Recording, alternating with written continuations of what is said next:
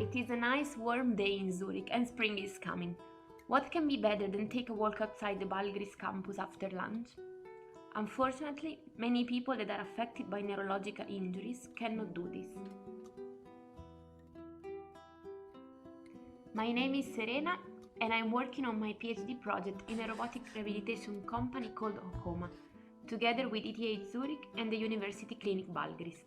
But now let's go back to our story. In the world, millions of people experience limitations in mobility related to walking. Walking is rated among the most desired goals of rehabilitation in the stroke and spinal cord injury population.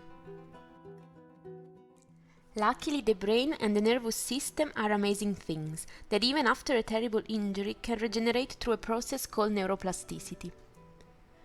Neuroplasticity is the ability of the nervous system to reorganize its structure, functions and connections. This means that, when a pathway is interrupted by a lesion, a new one can be created in response to certain inputs. But how can we provide the correct inputs to trigger neuroplasticity? In the case of walking, it's important to provide functional movements with high intensity and a lot of repetitions. So the best cure for walking is walking itself. And the more repetitions the patient makes, the higher the chances he will get better. This is the reason why 15 years ago a machine was invented to provide guidance and repetition to patients with a neurological injury. The Locomat can unload the subject of part of the body weight, and the orthosis can guide the legs in a physiological gait pattern. Now, patients that would not be able to walk over ground can train for up to 45 minutes and do a lot of repetitions of the gait cycle. But therapy is not the only factor that determines the success of rehabilitation. Rehabilitation is a cycle. The effects of the therapy on the patient must be assessed. This information is extremely useful for the therapist to adjust the rehabilitation plan and to maximize the benefit for the patient. However, in standard therapy settings, there are no accurate ways of assessing how well a patient is walking. Normally, clinicians look at how fast a patient walks, or they assign a score based on the assistance required for walking. Although useful, these measurements are not able to provide detailed information on the quality of the gait pattern. Moreover, patients that are not able to walk yet score 0, regardless of their residual motor function. But now, with the Locomat, we can go a step further. What if the Locomat could also tell us how the patient is walking? What if it could measure and communicate how much a subject is improving? The aim of my PhD research is to develop a robot-aided assessment of the walking function. My final goal is to enable the Locomat to measure the residual walking function of the subject and to communicate this to the therapist. And how do I make this happen? So during my PhD, I created an algorithm that adapts automatically the support and the guidance provided by the robot to the patient's walking activity.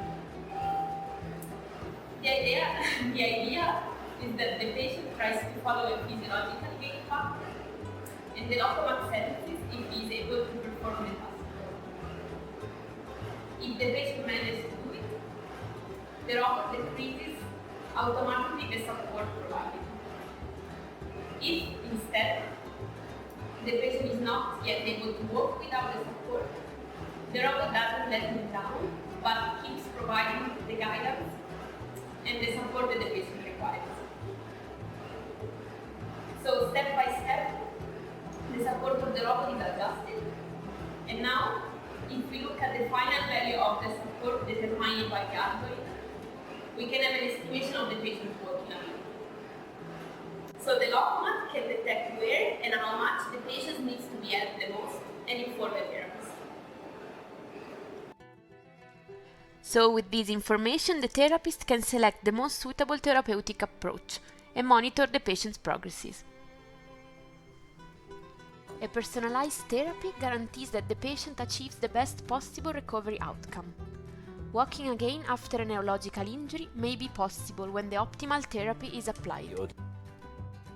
My PhD project is part of a European network called Moving Beyond, that studies assessment and treatment of age and disease-related motor disorders. Moving Beyond is part of the Marie Curie Actions of the European Union.